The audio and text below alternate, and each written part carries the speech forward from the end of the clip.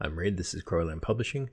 We are a narrative RPG channel, and this is a lore video in which we talk about folklore, mythology, religion, history, whatever, and see if we can put a gameable spin on it. And today we're talking about Hag Stones, Adder Stones, Water Stones, Witch Stones. They're called lots and lots of stuff. Magically potent folkloric items from all around the world. To be a Hag Stone, ideally, you want it to be glassy or quartzy. Doesn't have to be, just ideal. But what it really needs is the hole.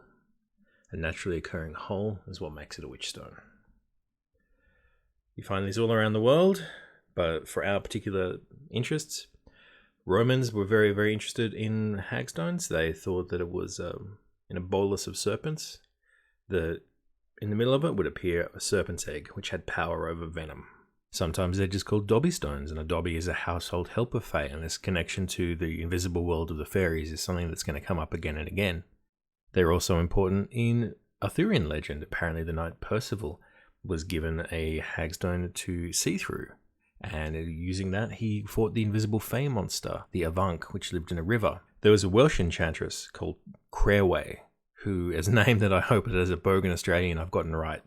She was the daughter of the witch goddess Ceridwen, which again, I hope I said that right. Her name might signify actual hagstone. In the Orkneys, which was an island the Vikings invaded, there was apparently a huge big witch stone there that the Vikings would use in marriage. The man and wife would put their hands through the stone, and that was part of the ritual. In Russian folklore, they call hagstones chicken gods, but we'd probably render that more as chicken spirits or even chicken magic thing. Now, kikimora, they are household spirits, and they can be bribed to look after your birds, but they easily fly into rages and they'll painfully rip all the feathers out of your roosters and your hens. So you stick a hagstone in with the coop, sorted. And I mean, it's easy to sort of go, ha ha ha, chickens, but these are your livelihood, man. If your chickens die, you could be in real trouble. So they're genuinely useful things to have. You don't want to be starving in a Russian winter with no goddamn chickens, man. Use the magic. Catherine Briggs, fantastic folklore writer. If you've got any interest in this sort of stuff, go to Catherine Briggs. She's fantastic. She talks about hagstones as warding off bad dreams, and also as sailors putting them up in the rigging to calm storms. On an anecdotal level, I knew a lady who said that her grandma would wave hagstones over her as a baby to cure her when she had a bad cough. So as you can see, there's loads and loads of conceptual space that these things occupy. But we are a D&D channel, we're a gaming channel, and what we need to do is focus on what kind of gameable adventures we can get out of hagstones. And I think there's quite a few. Let's get to it. So here are 5 ideas for hagstone related adventures.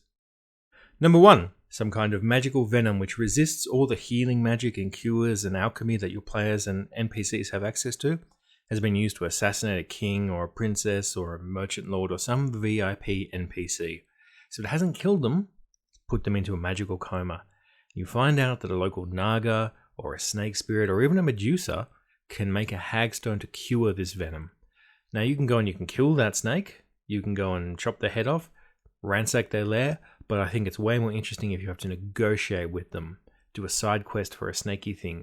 What could a creature like that want? And then of course, there's all the fun of getting back to the king and doing the ritual and all that sort of business. Number 2, a series of murders rocks your local community, village, town, whatever. The only thing that seems to unite the disparate victims, and there's loads of them, they're men, they're women, they're well-born, they're low, elves and dwarves alike, is that hagstones have been found at the body. What's going on? Well, slowly but surely, a bunch of fae have been making changelings, taking humans, dragging them off into fairyland, and replacing them with doubles. Why? Well, that's up to you. But what's happening is that the vigilante can't trust anyone, so they are leaving hagstones as a clue. Is the vigilante doing the right thing? Is the vigilante insane? And here, for a little fun twist, have a talk with a player and see if you can convince them to actually be one of these changelings, maybe permanently, maybe just for the adventure. Of course, then you go and rescue your PC mates. So a local pack of fae, like Spriggans or Quicklings or a satyr or maybe even a hag, is messing with local farmers, killing chickens, killing livestock, just up to hijinks and mischief. So you are hired to protect the farm, and the way that you do that is that you've got to find geomantically active spaces, leyline, nexi, all that sort of stuff, where you can hang hagstones up around the farm and we're going to cheat a little bit. To make the Hag Stones really effective, they have to be set at sunset and then removed at sunrise. So you've got an entire night where you've got to keep this farm safe as Spriggans and Fae and Hags and whatever, hit and run kind of situation. And of course, more than just surviving hit and run attacks, you also have to defend different Hag Stones at different times, including splitting your forces. And the big reward at the end is a whole bunch of chickens. An invisible burglar is stealing things, using a Hag Stone that's so powerful even traditional magic can't dispel its powers. Now, that's a pretty cool setup. However, adventurers are definitely going to catch this guy.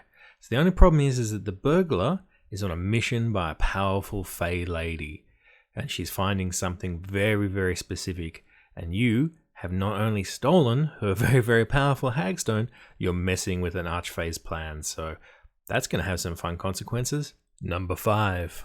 A Hag Stone fends off bad dreams, and when the local wise woman asks you to find one, the party then attracts the attention of a dark spirit of nightmares. It attacks the players, but in their dreams. It causes nightmares so intense that can send you insane or fool your body into thinking that it is dead. You cannot fight this with sword or spell, and a Hag Stone will make you immune, but only one person at a time can wear it. So there you go, that's 5 adventures. Sorry about the fingernails from the opening shot, by the way, they look much better in real life. Thanks very much for coming. Folklore remains an endless source of fascination for me, especially when it comes to my gaming. If you liked it, if it was fascinating to you too, why don't you give me a like and a share and a subscribe? It's really, really helpful to me. I'm Christian. This is Crowland. See you next time.